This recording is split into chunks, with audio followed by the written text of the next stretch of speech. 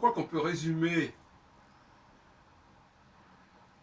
l'orientation intellectuelle que j'aborde actuellement par un terme qui pourrait d'ailleurs être le titre de mon prochain bouquin, la seconde nature. Car il est fondamental de raviver la signification de cette expression qui est d'ailleurs assez ancienne. Il y a la nature, puis il y a la seconde nature.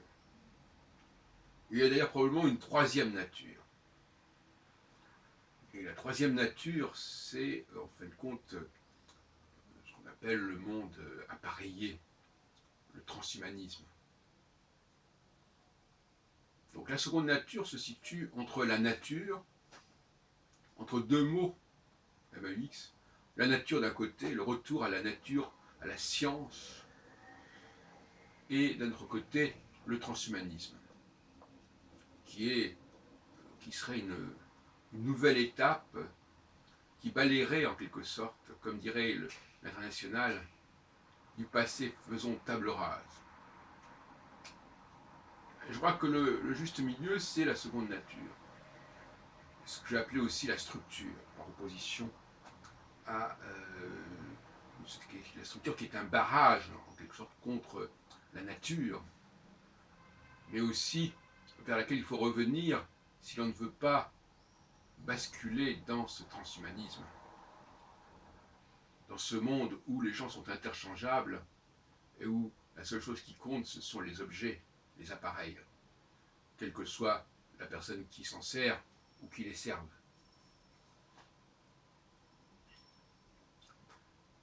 La seconde nature, c'est un mystère, la seconde nature. Parce que la seconde nature, elle se trouve prise en sandwich entre la science et la technique.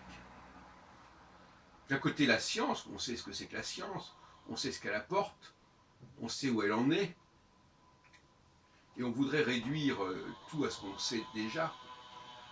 Et puis la technique, dont le transhumanisme n'est qu'une manifestation. C'est-à-dire que tout ce qui est, tous les objets qui prolongent, qui nous prolongent, qui nous complètent, soi-disant. Et j'appelle cela souvent la subconscience externe, c'est-à-dire tout notre environnement, finalement. Mais la différence, c'est qu'il y a un environnement technique et un environnement animal, végétal, minéral. C'est pas la même chose. La femme fait partie, bien entendu, de cet environnement dont l'homme a besoin. Mais dans l'histoire des civilisations, il y a d'autres alliances, comme on dit souvent, le cheval est la plus belle conquête de l'homme.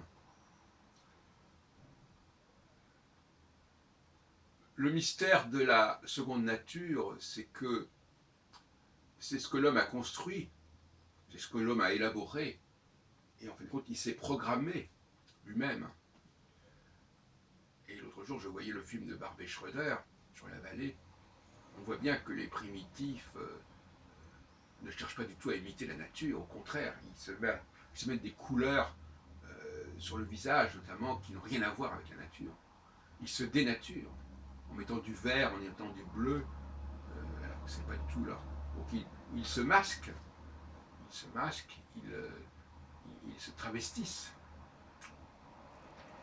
Mais on n'en est pas au stade du transhumanisme à ce stade-là. Justement, c'est ça la différence entre le transhumanisme et la seconde nature, qui se ressemblent par certains côtés. La seule différence, c'est que la seconde nature, c'est quelque chose qui s'est ancré dans l'histoire de l'humanité il y a des millénaires, et qui est passé par le fonctionnement des sociétés, par la dimension juridique, la dimension religieuse qui a structuré les sociétés. Et aujourd'hui, on voudrait refouler tout cela, tout cet acquis de la seconde nature, pour basculer vers justement une humanité qui n'existerait plus que par le biais de la machine, des objets, des appareils. Et ça fascine beaucoup de monde. la notion d'égalité, souvent, est récupérée par l'international. Voilà. La meilleure façon d'être dans l'égalité, ce serait donc effectivement de tout supprimer. Mais enfin, on n'en est pas là. Parce que s'il est vrai qu'on peut construire des choses, on ne peut pas encore déprogrammer l'humanité. Et donc, par conséquent, là, on va créer une conflictualité forte, à savoir que d'un côté, on nous propose des changements technologiques, mais on ignore finalement ce qui est le contenu de cette seconde nature. Et cette seconde nature, eh bien, comme on dit, il y a le retour du refoulé, chasser le naturel. Le naturel ici, c'est la seconde nature. Et il revient au galop. La seconde nature, elle, elle nous apparaît par l'observation, tout simplement. Il suffit de regarder le monde. Aujourd'hui encore, on n'est pas encore dans un monde complètement mécanisé.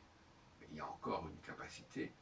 Mais cela dit, je terminerai sur cette formule. Tout à l'heure, j'écoutais une émission consacrée à Bruel, interprétant Barbara, et alors on dit, voilà, regardez, la nostalgie, la nostalgie. Mais je crois que, et j'étais encore au concert hier soir à la salle Cortot, ce plaisir que les gens ont à écouter ce qu'ils connaissent déjà, je trouve ça morbide, pour dire la vérité. Il y a une différence entre rechercher des sensations anciennes, ça c'est important, et réactiver, répéter, redire des choses anciennes. C'est pas la même chose.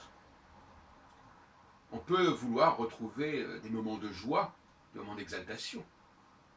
Mais ces vrais moments de joie et d'exaltation, ça ne correspond pas à tout simplement le fait de réécouter des vieilles choses.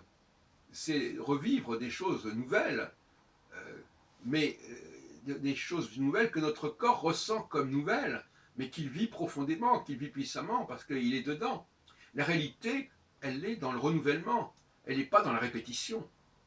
La réalité des sensations, comme quelqu'un qui veut revivre des sensations amoureuses, il ne va pas chercher à regarder des vieilles photos. Hein.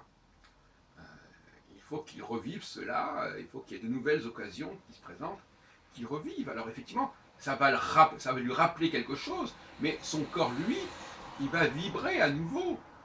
C'est son corps qui va vibrer, c'est son cœur qui va vibrer, et comme on dit, l'histoire bégaye quand elle se répète, n'est-ce pas? Ça n'a rien à voir avec le fait de... Et le mot souvenir d'ailleurs a un double sens. Le souvenir de sensations anciennes qui est ravivé, c'est une chose. Maintenant, acheter un souvenir, une carte postale, une photo du passé, c'en est une autre.